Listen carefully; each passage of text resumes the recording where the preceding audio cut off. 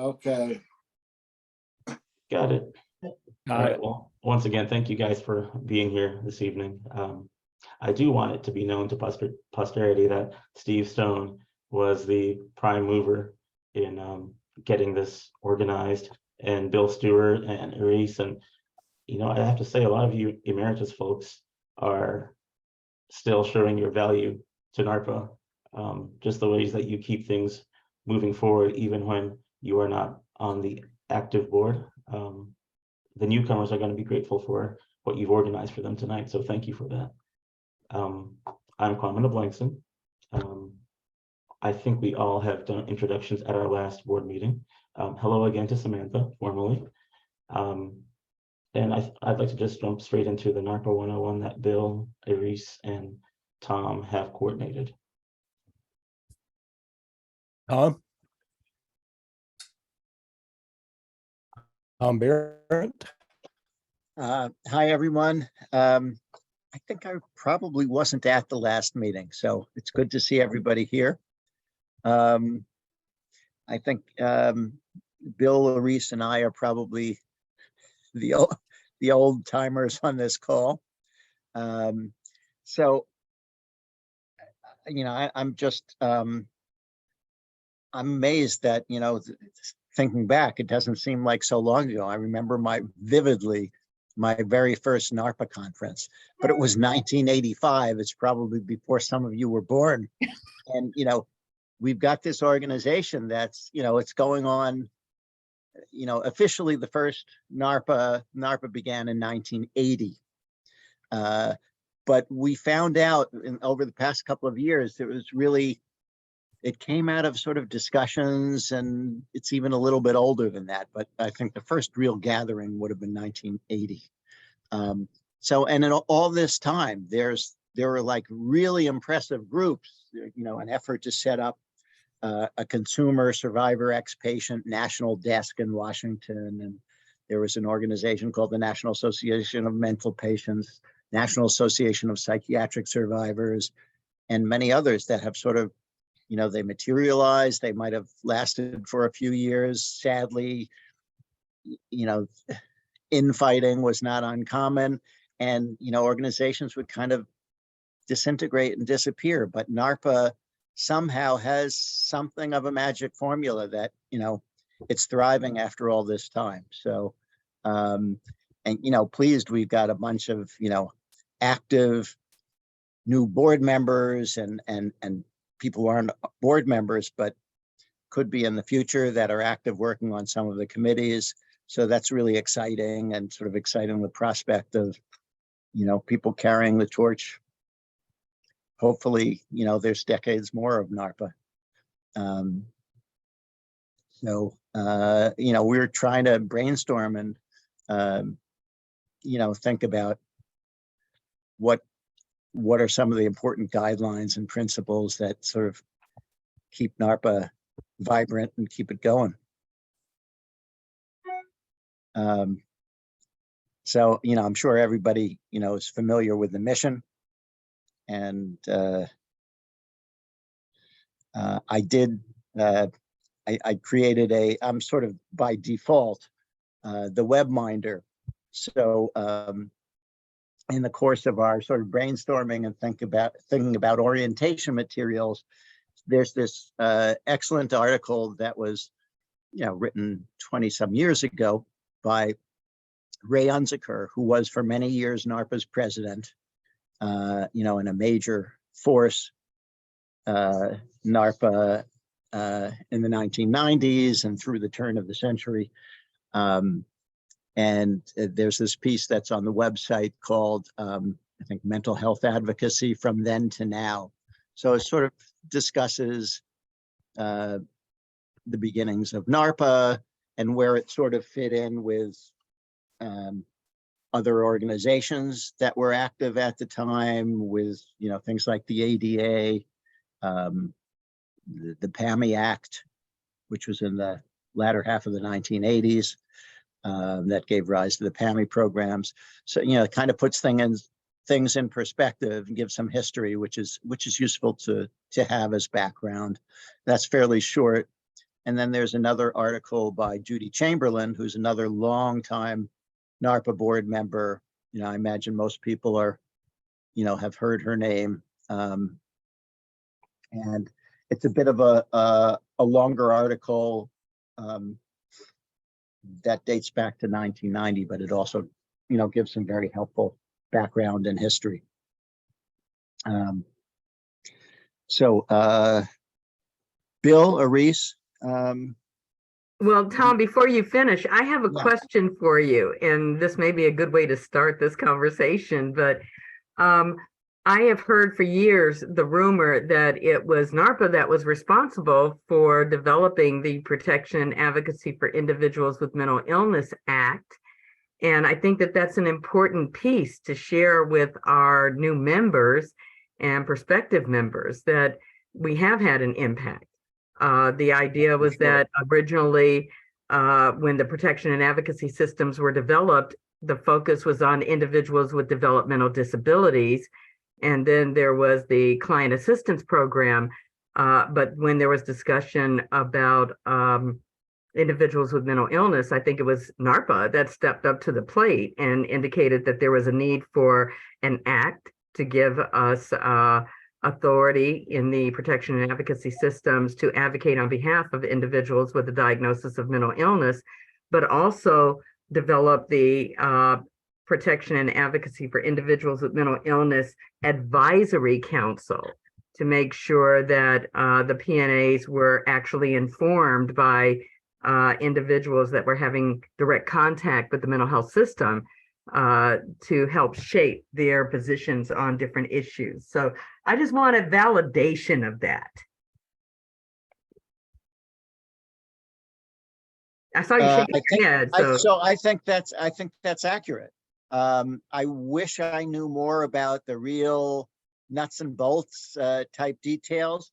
In the early years of NARPA, and I wasn't yet on the board, I was certainly not aware of a lot of the inside discussions and strategizing, but just enraptured by the workshops and the conferences. But there were board members and attendees that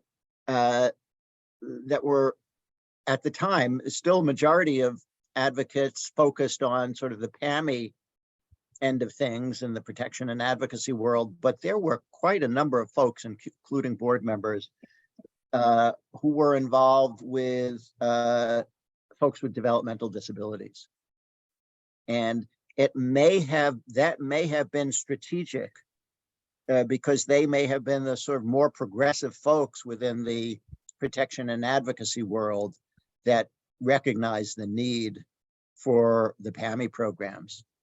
And for advocacy for people with psychiatric diagnoses and mental health disabilities.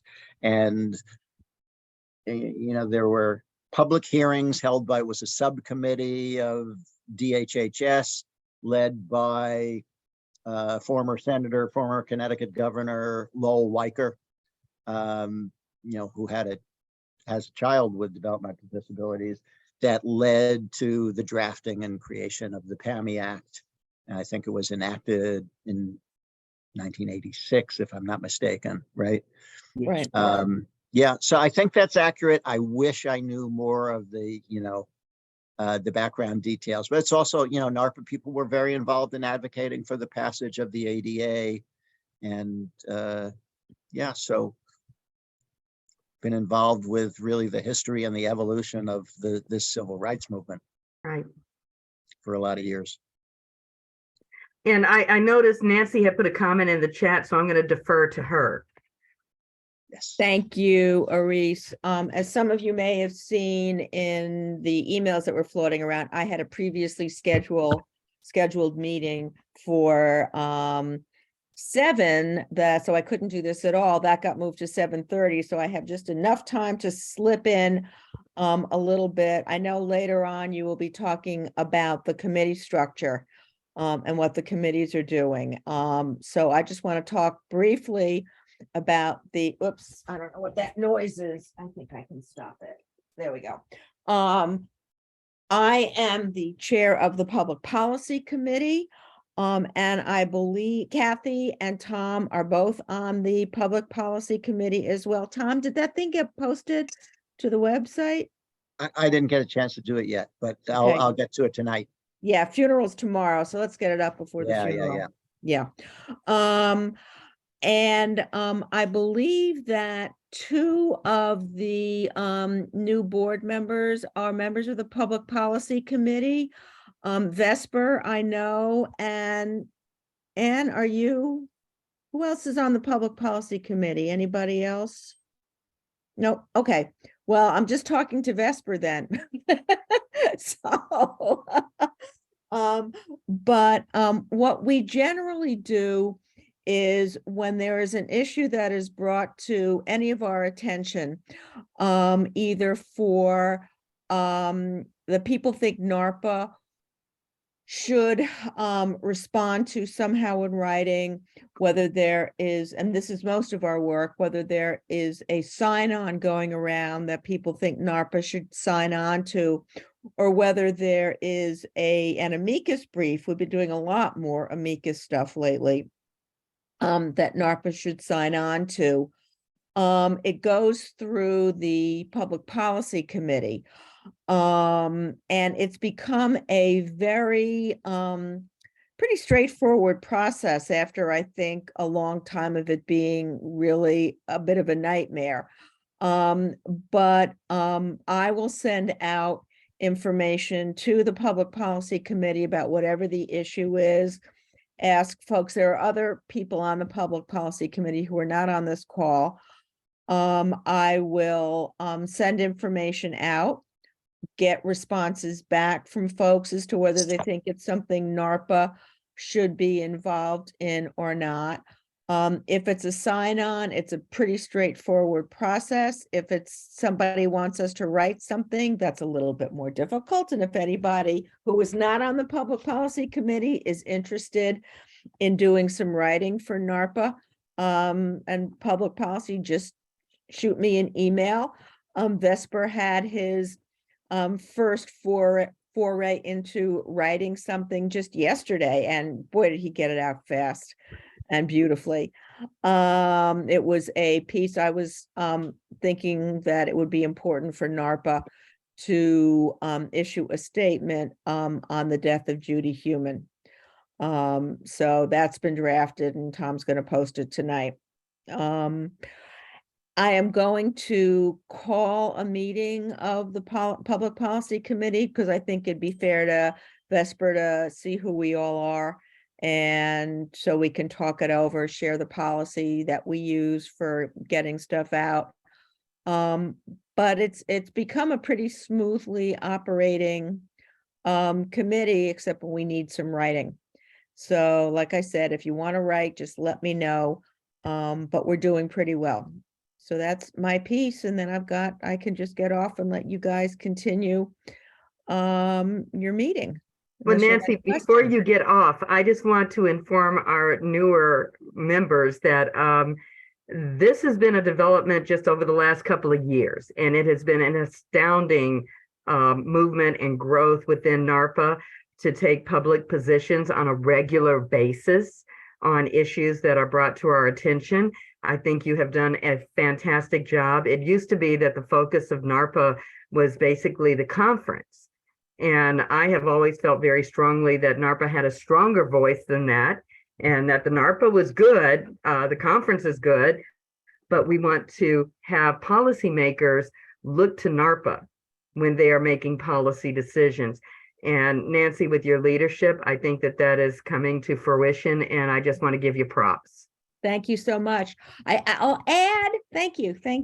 I want to add that one of the things that we're doing is not giving our support to issues that are narrow and very strictly just issues for the psychiatric survivor community.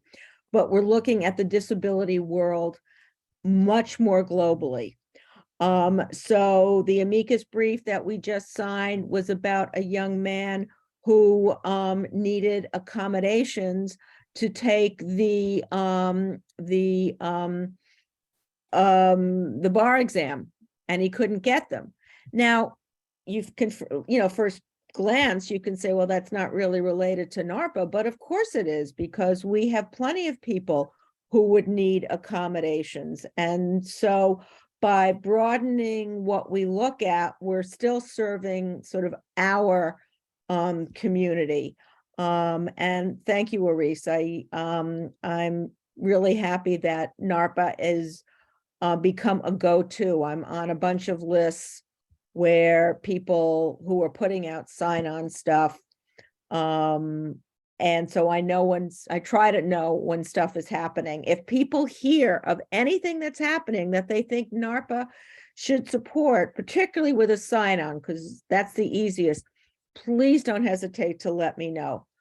The initiatives don't have to come just from the Public Policy Committee. The Public Policy Committee goes through the process and the procedure of getting it done, but the idea is certainly we don't want them to be limited to what we happen to hear about at all. So please, pop me an email if you hear of anything. Okay, and so you're interested to join. That's terrific. Okay, I will make sure that you're on the list when I set up the meeting. Okay. Great. Thanks, Nancy. All right, I'm going to let you guys go now. All right, have a Thanks. great Thanks, Nancy. meeting. Bye. Bye-bye.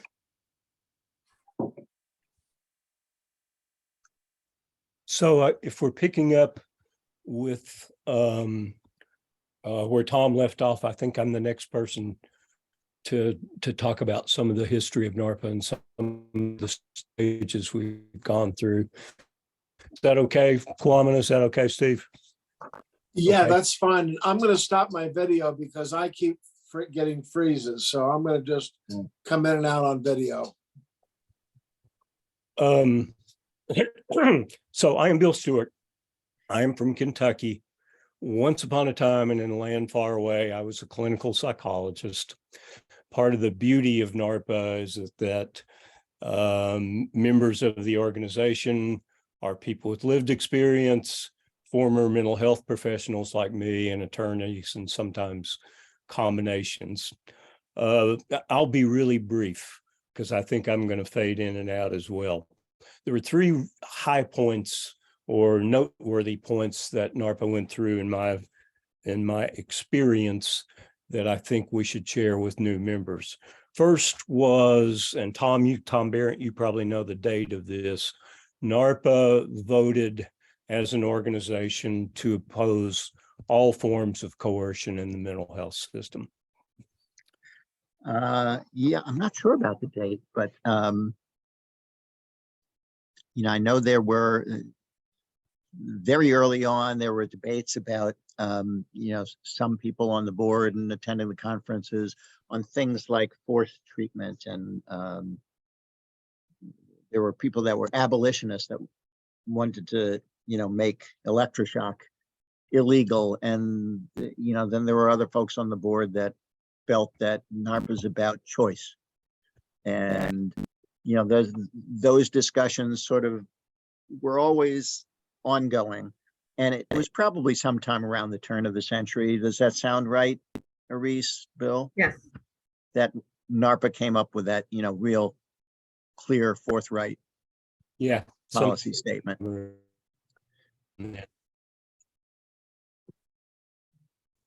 Yes, we as an organization oppose coercion. The second milestone that I want to share is that the mechanism for selection of new board members was based on a procedure that involved nominations that came on Bill, you may want to turn off your video. the You're coming board in and out. itself. So it was essentially an incestuous. Okay, I'm going to turn my video off. For making a selection of Much better. of new board members is that anyone who's attended one conference is themselves or any reason for considering who the voting process. So we have intentionally expanded the number of people who can become board members to anyone who's been to a conference and expresses an interest. The third thing, and perhaps the most important thing, when I think almost everyone who's a first timer at a NARPA conference was scared to death. There were all these people, the high-powered people. There was all this language that no one understood. Yeah. And Bill, you're breaking up again. the membership meetings. And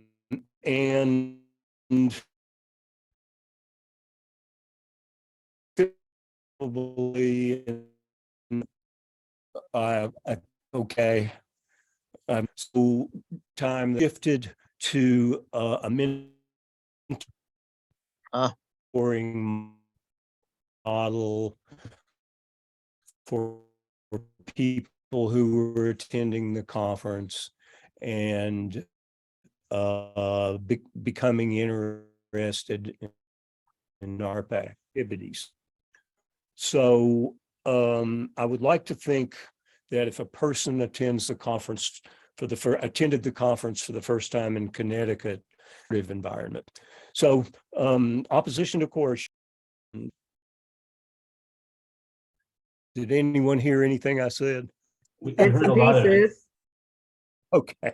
but it went in and out. You might need to find another spot. I think there were moments where you said the most important thing, and then we didn't hear the most important thing. So Most important thing is the adoption of a mentoring model. okay. So if a person comes for the first time to a NARPA conference, I would like to think that they are welcomed. And if they have questions for board members or for long-term attendees, that they would find an accommodating discussion would ensue. Yeah, that's great. Kwamina, I'm going to speak very, very quickly. Mhm. I don't mean fast, but briefly. Okay. I think I joined the board in 1990, and I thought it was really interesting because it was at the time that I was leaving the protection and advocacy system and doing some other work. And it was at that time that folks that I was already familiar with at NARPA reached out and asked me to join the board. And I was very, very complimented by that. Someone who was no longer working for the P&A, NARPA reaching out to them. I have to say that I was one of those individuals that Bill was speaking about being somewhat intimidated by NARPA when I first went to the conference. And one of the reasons is because I was working for the protection and advocacy system, and that's why I was attending. I thought, knowing the background, that NARPA had an influential, if not pivotal, role with the existence of the program I was working in with the P&A, that was my partner and I should be working with them. But when I got to the conference, I realized that there were a lot of really angry people because the protection and advocacy systems were advocating for insurance parity for mental health treatment, and that could be used for forced treatment. So where I understood the position that NARPA was taking, it felt very uncomfortable for someone who was working for the P&A. I would like to say, and very sincerely, that since that time, I have seen NARPA really grow in terms of an organization and become much more accepting of people's differences and their own decision about how they want to secure whatever type of treatment or not that they decide, and that is their decision. And I have been thrilled under the leadership that we've had at NARPA to see that it has become a much more accepting and inclusive organization. And I think that that's something that we want to continue to stress. We don't want to judge people on the decisions that they make about their own treatment. I like what Kwamina said earlier, that we really should be about choice, and that it's the individual's decision about how they determine their own treatment, as opposed to a position statement that is being made by NARPA. The other thing I wanted to share is that I really got to know many of the NARPA members by the work that many of us were doing for SAMHSA.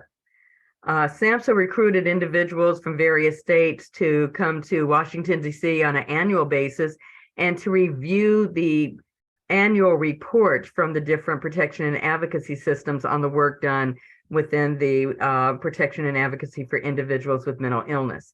And that truly is where I met one of my closest friends, Pat Risser. We were there on a regular basis every year, reading each other's annual reports, and then going out to dinner and talking and having fun, but also talking politics. And that is how I really got to know the heart, the soul, the spirit of the individuals that were working as board members for the for NARPA.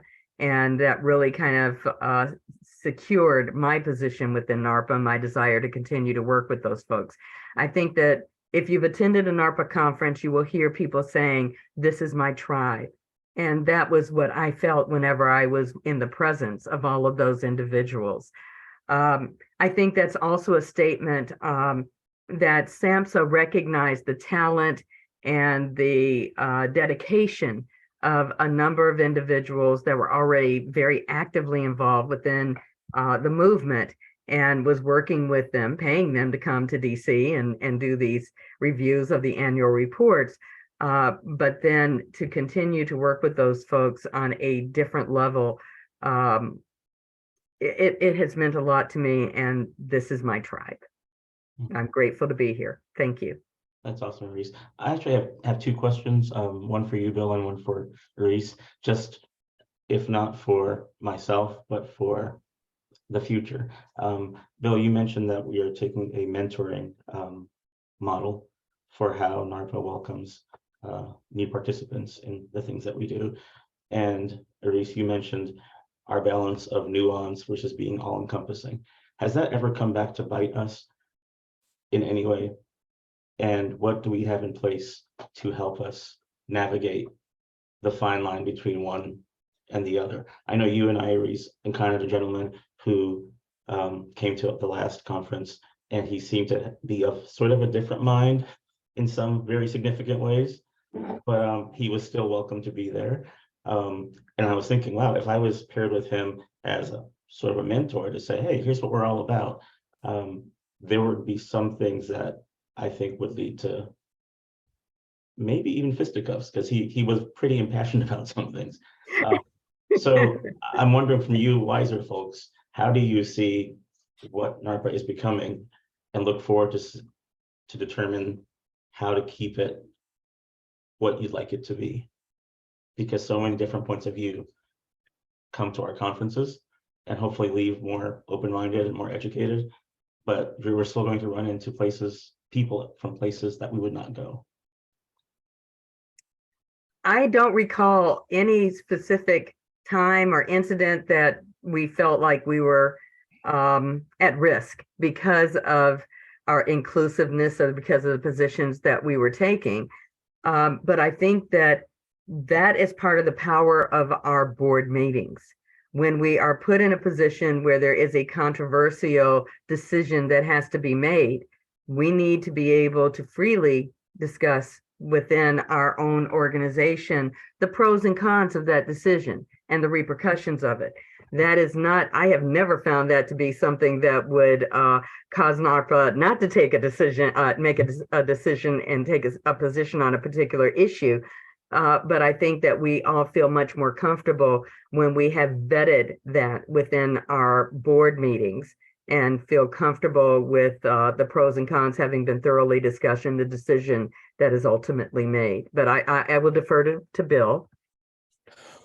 Well, I heard a conversation in Hartford between an unnamed NARPA board member and a guy who said, now, wait a minute, I've got bipolar type 2, which is a biological brain disease, and I'm taking medications to correct a chemical imbalance. Are you telling me everything I said was that I believe is wrong? And this long conversation ensued. And it was certainly between two people with very varied perspectives, but it was also fascinating. And each person was listening to the other. And And that's it what did I not think result about. in fisticuffs. No, it did not. Maybe a couple of beers. Better than nothing, yeah. Thank you guys for that. I feel like I've had several conversations where I wondered if I pulled the camera back, would it look like what NARPA says should ideally be happening between people who have different points of view? I mean, just going back, Bill, to your experience as the conference coordinator, and folks talking about COVID precautions, and at least by email, there were some fiery messages going back and forth, and we still went for inclusion, whatever would allow the most people to be present for a conference. So I do appreciate that about you guys, the way you think of it and how you reach your conclusions. And I just wanted to respond to James' comment in the chat. Yes, Darby Penny was one of those individuals that has been a long member of NARPA, was also one of those individuals tapped to do the reviews of the PAMI annual reports, and was highly opinionated, and her opinion was very valuable. And she continues to live in my heart.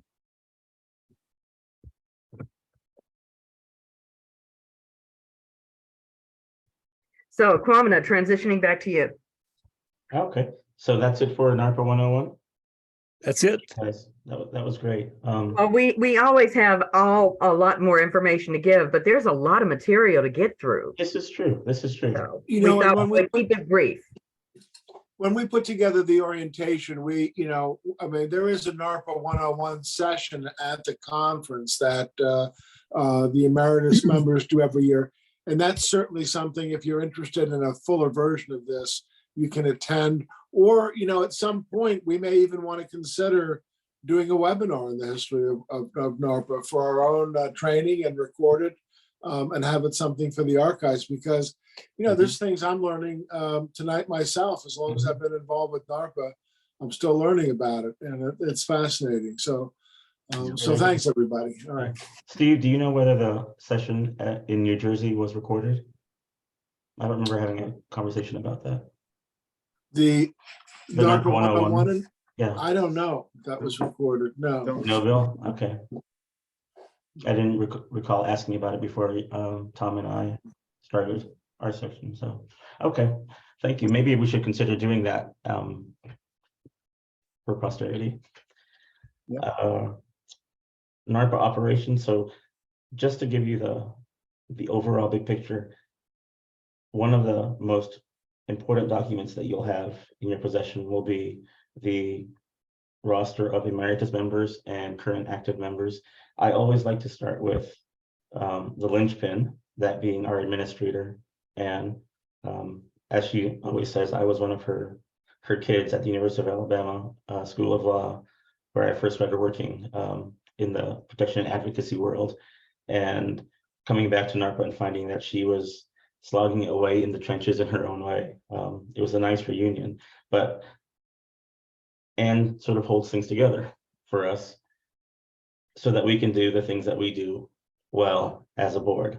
The current executive committee is myself as president, Kathy Flaherty as vice president, Steve Stone as treasurer, and Tom Massa as the secretary. I'm going to run down the list of members only because I have found myself not remembering who's a current member and who's emeritus sometimes, because you guys are still so active as emeritus members. I have to remind myself, all right, we have terms, and I'm grateful for the term limits, actually.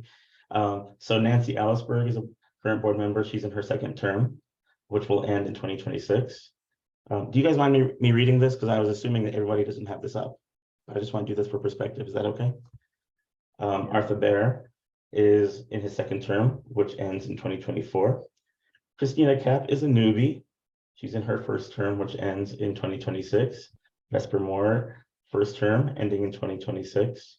And I think this is important because I never knew when my term was ending, and I was glad somebody else was keeping track for me. Imari, she is in her first term, 2026. James Rye, 2026. Samantha Smith, 2026. We welcome all you newbies because it shows that the torch will be carried beyond our terms, and I'm grateful for that. The Emeritus Board Members, now that's a long list. George Badillo, Ron Bassman, Tom Barrett, Dorothy Dundas, Jim Gottstein, Erise Hayes, Noel Hunter, John Jones, Tamar Levy, Chaku Mathai, Jennifer Mathis, Kim Moody, Ruby Moore, Ann Ryder, Susan Steffen, Bill Stewart, and Laura Ziegler. And I only dream of having a board retreat where all of them show up. Because the stories, the night of singing would be more interesting. Yeah, there are people that I never got to know until the board retreat, sitting next to Susan Steffen for several meals and just talk. I mean, that if you had told me in law school that that was going to happen, I would have left. And yet NARPA has made that happen. So I really appreciate that. Moving on. So the bylaws have had a rather sordid history here at NARPA. There are some brave few who have tackled the bylaws, updating them every couple of years. And I think we sort of accidentally functioned for about a year without confirming that our latest bylaws were the latest bylaws. So thanks to, let's see, is it Erise, Darby, Bill? Was that the core crew that slogged through that? We appreciate it. Thank you. Well, and we do want to give credit to Pat because it was originally Pat and Bill that worked on the bylaws. It was Darby and I that were just editing. Okay. Well, thanks to all of you. I want to make sure that when we finally send out a version, that we are sure it is the most updated version so that our newest board members can start off on the right foot. Steve, is part of our plan to make sure that we have that sent out to the new board members? Is there like a packet that you're organizing? Yeah, I think we can regroup on that, Pamela, and it would be good, I think, if we can combine a few resources together and then send them out. Okay. And actually, why don't we send them out to everybody, just so everybody's got it. We want to put something together with a few of the links for social media work and those kinds of things too. So yeah, we'll follow up, and maybe at our next executive committee meeting, we can list what we want and then assemble a packet and distribute it. Okay. Dave, just while y'all are talking, I worked with Tom on developing that new board list. We need to make sure that everything on there is correct. And I know I irritated everybody asking 5 million times, but do make sure that you got a copy so that you can stay in touch with everybody and that everything on it is correct. Okay. Okay. And once we've all confirmed that it's correct, are you sending out a final version? Okay, great. Thank you. And Kwamina, with the bylaws, we need to make sure that we have a date on there so that people know which version they're looking at. Absolutely. Absolutely. Thank you. So Steve, speaking of executive committee, so we're going to just run through the current committees. You'll see that some of the committees break down into work groups. Tom, you and I probably need to bring the website work group back online because we always sort of forget to bring it up when we talk about social media. But starting with the executive committee, so that's the president, vice president, treasurer, and secretary. And we, unfortunately, under my leadership, we have not been meeting as frequently as we should, but I think the ideal plan is for the executive committee to meet between each board call to either reflect on what was discussed at the last one or prepare for what should be discussed at the next board call. Tom, you want to speak on the social media committee? Sure. We've got some new members of the social media committee, which is good. As for social media, NARPA's presence is limited. We have the Facebook group page, and I think it's been really helpful at publicizing the conference. It's been you people are regularly contributing and posting. There's some good conversations there. There's the YouTube channel, which again, it's not like we're adding things daily or even weekly, but we did for 2 years during the COVID pandemic, and when we weren't doing in-person conferences, we did series of webinars. They are all available to stream on the YouTube channel. We've got some other things there. We don't specifically have a presence on Twitter, although Kathy in particular is pretty active there. That's, so it's really the Facebook group and the YouTube channel are kind of it for social media. Mhm. We could, there's still, an opening if somebody wants to join and have administrator rights for the YouTube, not YouTube, for the Facebook group page. That would be helpful. Darby, it really, there's not much, on occasion, there's been some problematic posts and we have to have a quick conversation amongst ourselves to decide, do we take them down? Do we ask the poster, the member to take it down themselves, or, maybe once or twice somebody was asked to leave the group, but basically from month to month, things go very, smoothly and harmoniously on that group page. But Darby was an active administrator. We could use somebody. Are we if down anyone's to 3 right interested. now for administrators, or do we have 4 or 3 administrators right now? Do you know? I think it's you, me, Kathy?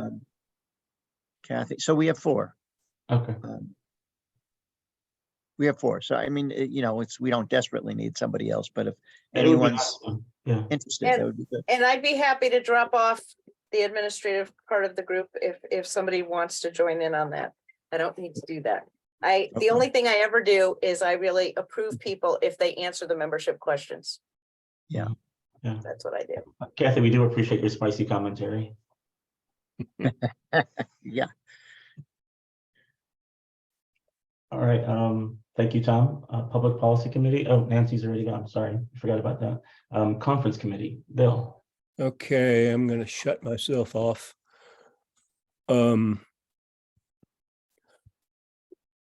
Well, I muted myself, sorry.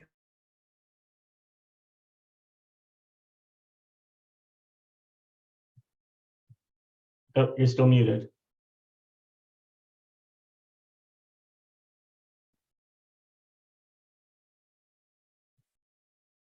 Okay, so now your camera's off, but you're still muted.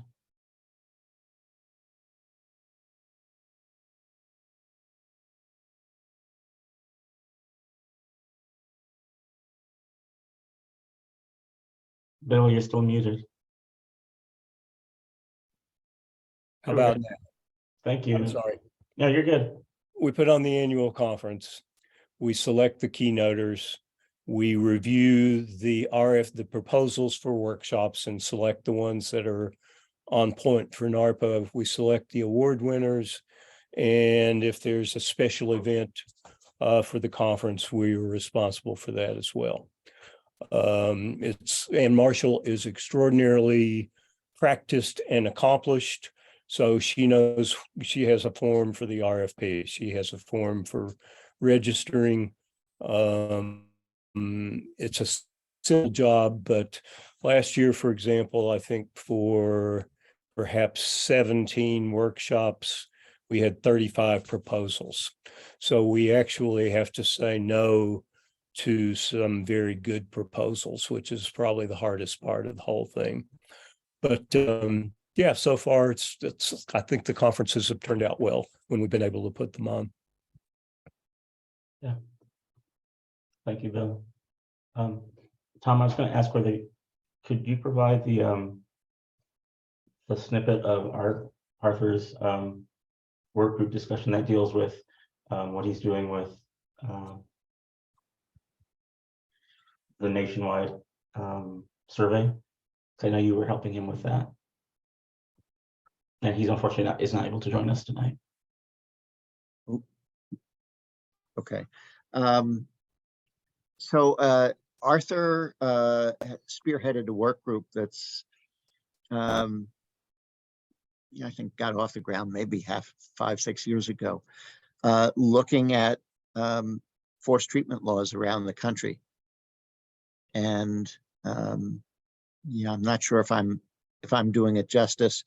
They've met at certainly the last several in-person NARPA conferences, typically, after the scheduled workshops, typically late afternoon, and trying to gather and accumulate information about the laws around the country, and also demographic information and stats about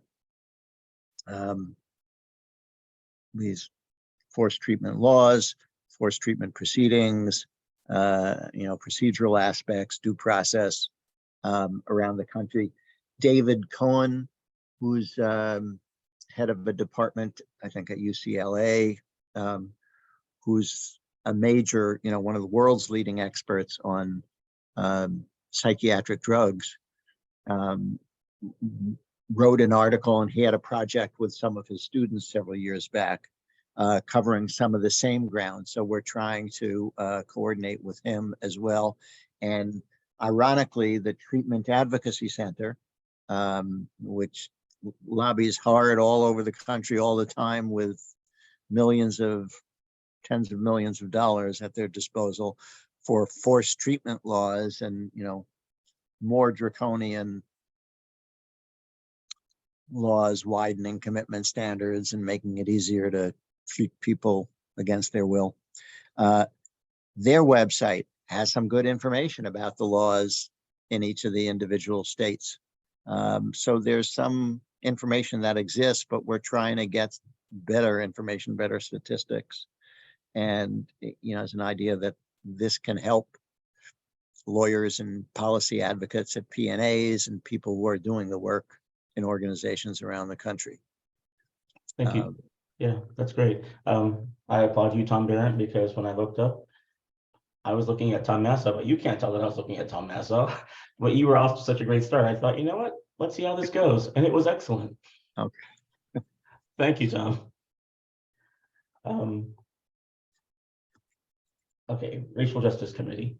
So I think, as I've mentioned at our last board call, that started really, the impetus was Taku Mathai, who is involved with a lot of anti-racism efforts in his native Rochester, New York. And I was with him along with Darby in discussing the beginnings of the Racial Justice Committee. And I think the most significant contribution we made was to have anti-racism and equity issues be at the heart of the board retreat. And I think that really worked to our benefit.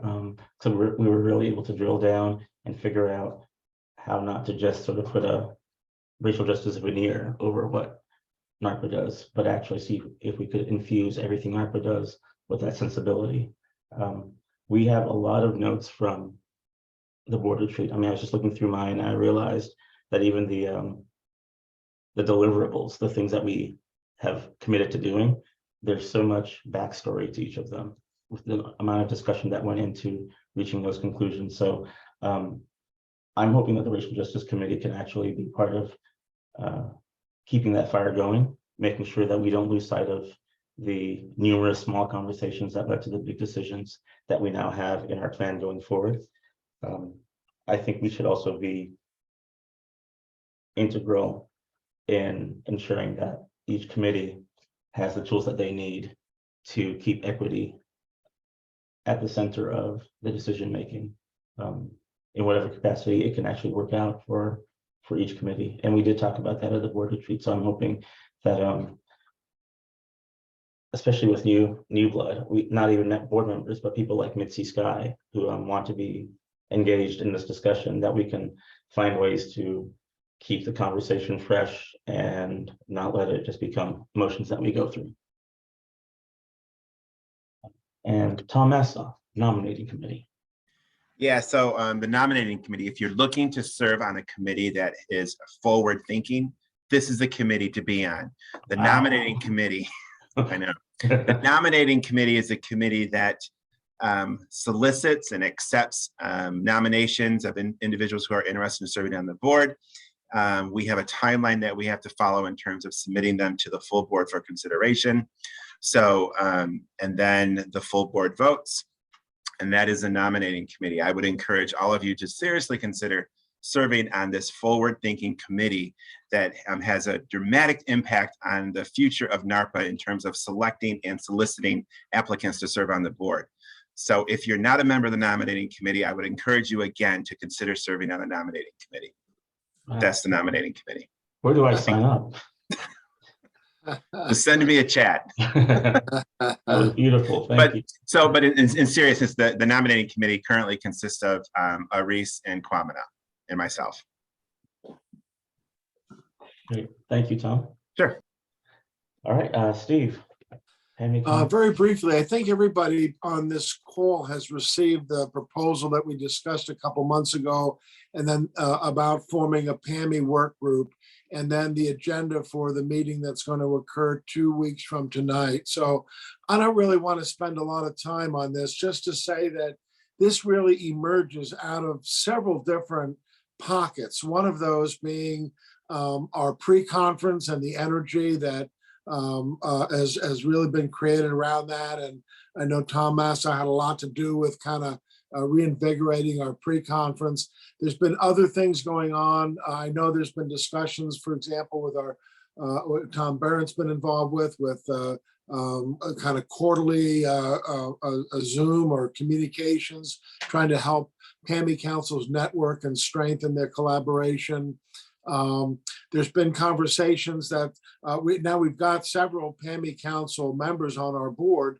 Some of them are involved in other activities that I think warrant our attention. And so the meeting in 2 weeks is really for us to just sit back and take a look. I was really inspired by the conversation tonight about our role as an organization in the founding of PAMI councils. And I think it's time now that we're coming full circle.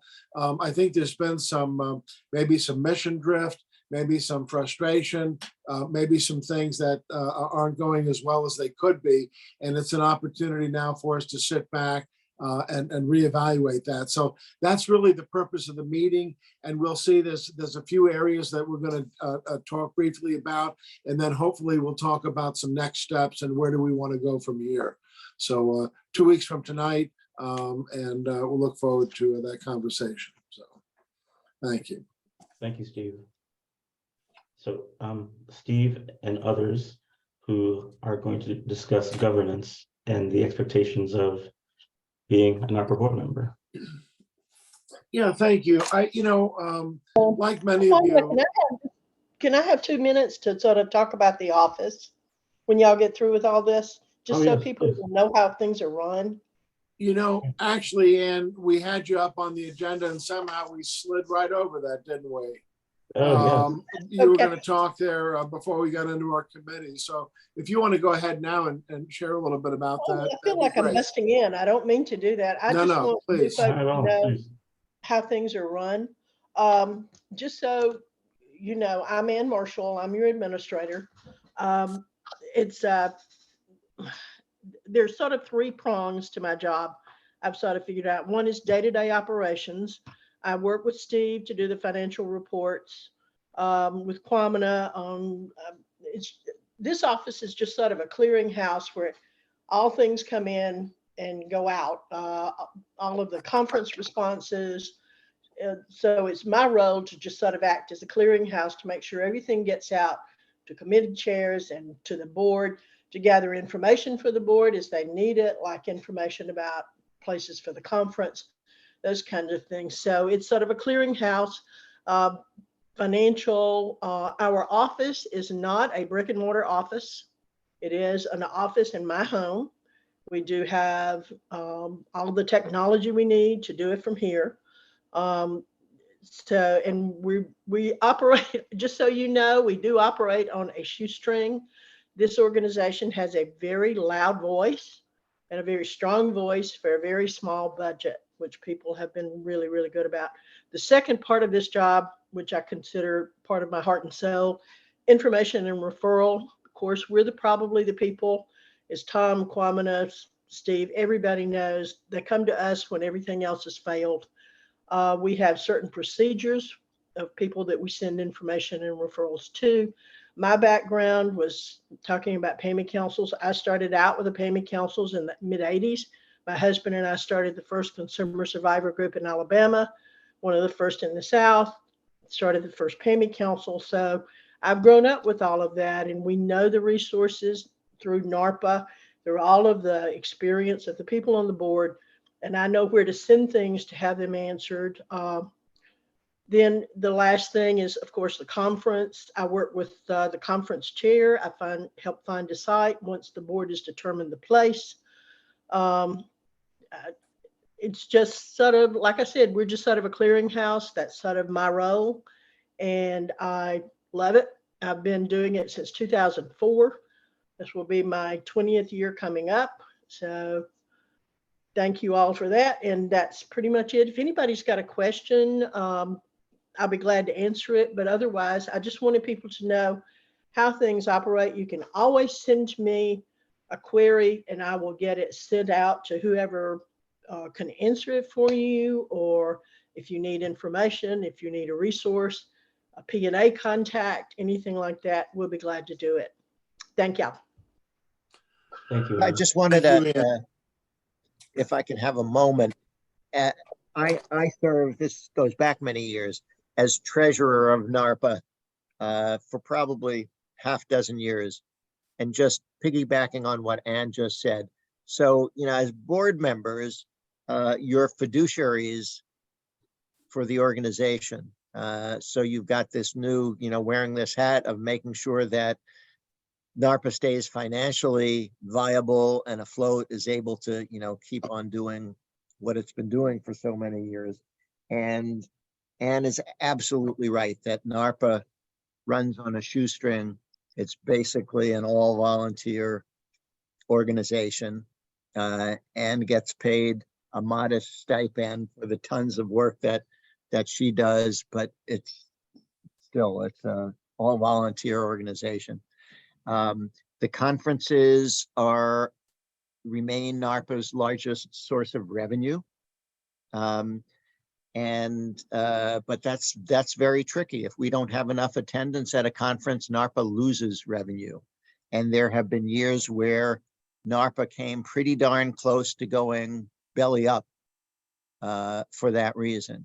And, the hotels, if you're going to enter into a contract, which you have to do like half a year or more in advance, they'll do, a check of your financial viability and a credit check and whatever. And, if we don't have enough money to sign on to a new, to do another conference, that really puts us, in bad shape. So, one of the things you're doing is watchguarding, safeguarding the budget. And, so NARPA's always, made clear that the major principle for the conference is we get the superstars and some of the best and brightest people doing this work around the country, around the US and beyond, to present at our workshops, but we don't pay them. We don't give them honorariums. They pay their own way. We expect, and there's some minor exceptions here and there, that they'll pay their registration fee and pay for their hotel rooms. On occasion, NARPA will try to help get outside funding to defray the costs, for a keynote or a presenter, but, that's really the exception to the rule.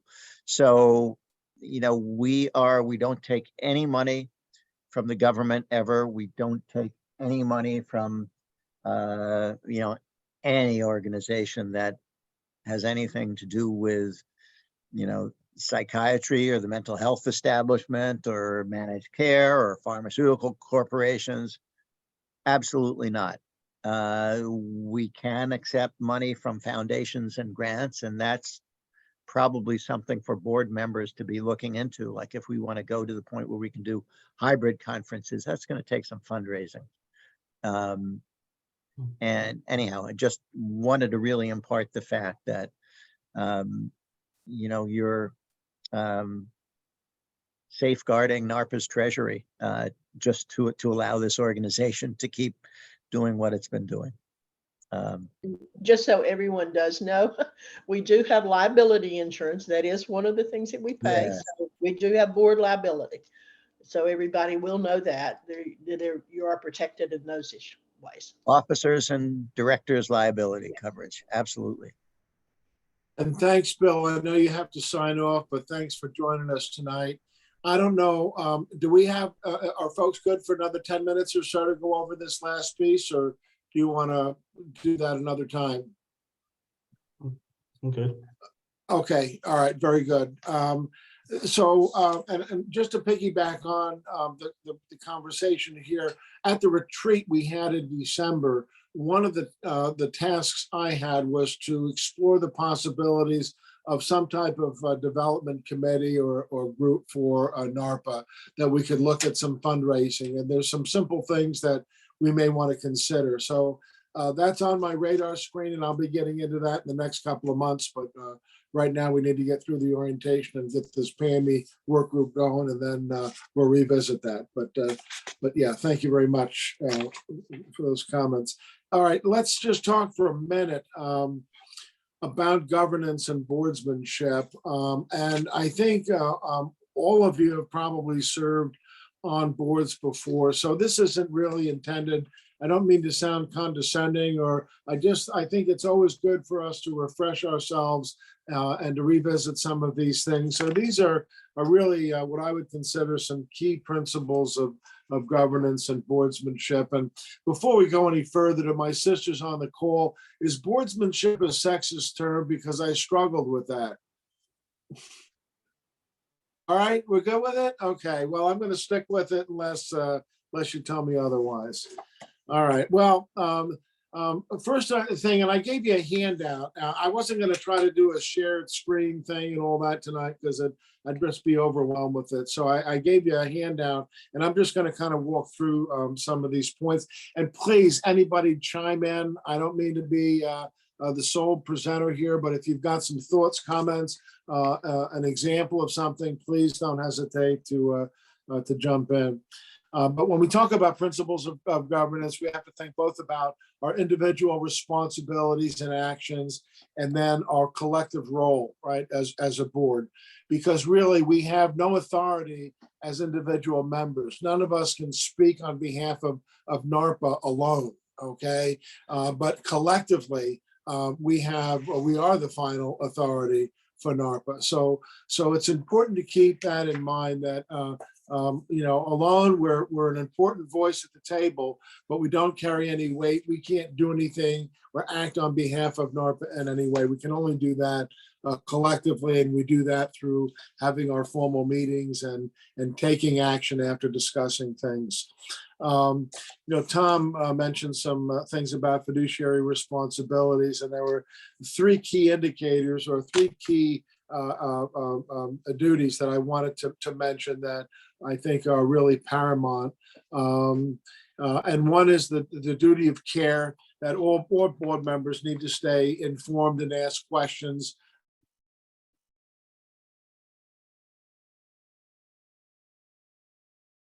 an organization. You really have to be engaged, you have to be informed, you have to ask questions and participate. Then there's the duty of loyalty, which really is all about putting the interests of the organization before my own personal interests, right? So that we're doing this for the collective vision, for the collective good, not to further some individual interests that we may have that's self-serving. And then finally, the duty of obedience, and that is that we want to make sure that we're going by the book. We comply with the laws, the regulations. We act in accordance with our own policies, our own bylaws, which you really need to take a minute to review those. and that we carry out our mission and we stay focused on our mission. In terms of individual board conduct and etiquette, just a few things here that I thought were worth mentioning. We do try to use our time efficiently. We try to be prepared for meetings, and then we try to use the time when we're together as efficiently as possible. And one of the most important tools we have for that is our meeting agenda. And as Kwame has said, we usually try to spend some time as an executive committee preparing an agenda for the upcoming meeting, make sure that we've got all the information we need for that. But when we're in a meeting, we really like to stick to the agenda. And so if there are things that you would like to bring up at a meeting, it's best not to introduce them fresh during a meeting. It's best to contact the president and tell him that there's something you want to discuss and have an opportunity to talk about it with him. And then the executive committee will have a chance to kind of, as we construct the agenda, be able to find the best place to put that on the agenda. So that way, if we stick with our agenda, we know what to expect. We know what issues we're going to be talking about. We have the right information, and I think we can use our time efficiently. That said, I also want to commend Kwame for responding to several comments that he had picked up about NARPA board members wanting opportunities to have time to share together that's outside of a business meeting. And so he's been offering us either before or after board meetings an opportunity to do that, where we're not talking about business, but we can just chat and socialize a little bit. And so, so that is available. But when we have our business meeting, we really want to stick to the agenda and stick to business. I put on here that we follow Robert's rules, and I put Robert's rules in quote because we don't really follow Robert's rules, but we do follow sort of a basic watered down parliamentary procedure where we ask for a motion and a second and discussion and then call a vote. So that's why I put that in quote. But yeah, trust me, we don't go the formal parliamentary procedure, but we think it's helpful to have a process like this to move our business forward, and then we can capture all that in our minutes.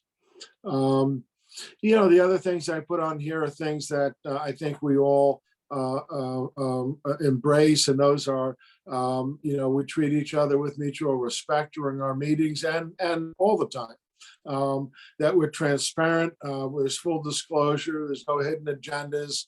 We're honest, we're trustworthy. If we say we're going to do something, we follow through and we do it. And we're honest about our feelings, and we vote according to our heart and what we really feel strongly about. And you know, very importantly, that we avoid conflicts of interest, right? So we never want to exploit the opportunity of our being on the board of NARPA to use it for any type of personal gain. But I think part of the vetting process that the nominating committee goes through tells us that we have really good, qualified and engaged new board members. And so welcome, and we're really excited to have you on board. I think in any relationship, I used to do a lot of counseling, and sometimes I do relationship counseling. It wasn't necessarily my favorite thing to do, but I did it. And one of the conversations we always often had were around expectations, right? When people are in a relationship, what is it that you can expect from me? What should I expect from you? And are those expectations reasonable? So let me tell you what I think captures the essence of what NARPA expects from us as individual board members. We need to be attending all of our meetings and regular meetings and special meetings. That said, you know, things come up, we realize that, and life happens, but attending the meetings is really critically important. And there have been, unfortunately, occasions where we've had to vote people off the board because they just did not show up at meetings, and that's not helpful. So attending all regular and special meetings is critical. Being prepared, you'll have a chance to review the agenda before the meeting, and if you're involved with the committee, there may be some things that your committee will be reporting out. So you want to be prepared for that when you come to the meeting. We do ask and we expect that each of our board members serve as an active member of at least one committee. And I think there's been lots of discussion, and I think there's a lot of excitement that you bring to the table, connecting to the various committees and things that you're interested in. So that's wonderful. Attending our annual planning retreat, if we have one, we typically have had one either a virtual or in person. And when those are scheduled, it is the expectation that board members participate in that. Those are really, really important and valuable conversations, and gives us a chance to reflect a little bit on where we've been, and maybe more importantly, where do we want to be heading in the future. We also expect our board members to attend the annual conference, and I would say not just attend, but be involved and engage and help out, volunteering at the registration desk as a proctor of a breakout session or something like that. But certainly attending and helping out at the annual conference is really important because, you know, a lot of boards are not working boards in this way. I mean, I've been involved with lots of agency boards and so on, and the board members are all about governance and policy, and there's a paid staff that carry out the work. But in our organization, the board members really do the work, and we have the great support of Ann, but it's us who roll up our sleeves to get the work done. And that's also one of the things that I think makes NARPA a great organization, because if you're not willing to break a sweat and shed a little blood, sweat, and tears, you're not fit for NARPA, are you? Okay, so that's my spiel. Ultimately, of course, we expect our members to embrace our mission and to forge every opportunity, take advantage of to move that mission forward. So that said, that'll conclude my comments on governance. If you have any comments, questions, want to weigh in, fine, I'll turn it back over to Kwame. Well, I just want to say I'm always humbled, I mean, not even honored, just humbled at the fact that I get to be part of an organization where you guys have been my role models. Like, each one of you has done things that were selfless and that were for the greater good. And yeah, whenever I tell my kids that I'm going to a NARPA board meeting, they know what I'm talking about, because I tell them all about the lives that are changed by the work that we do. So thank all of you. The time is now 8:15. Do we have any closing comments, any last questions from anyone before we adjourn? Really quick, I mean, number one, you almost just brought me to tears with that one, because that is profound truth right there.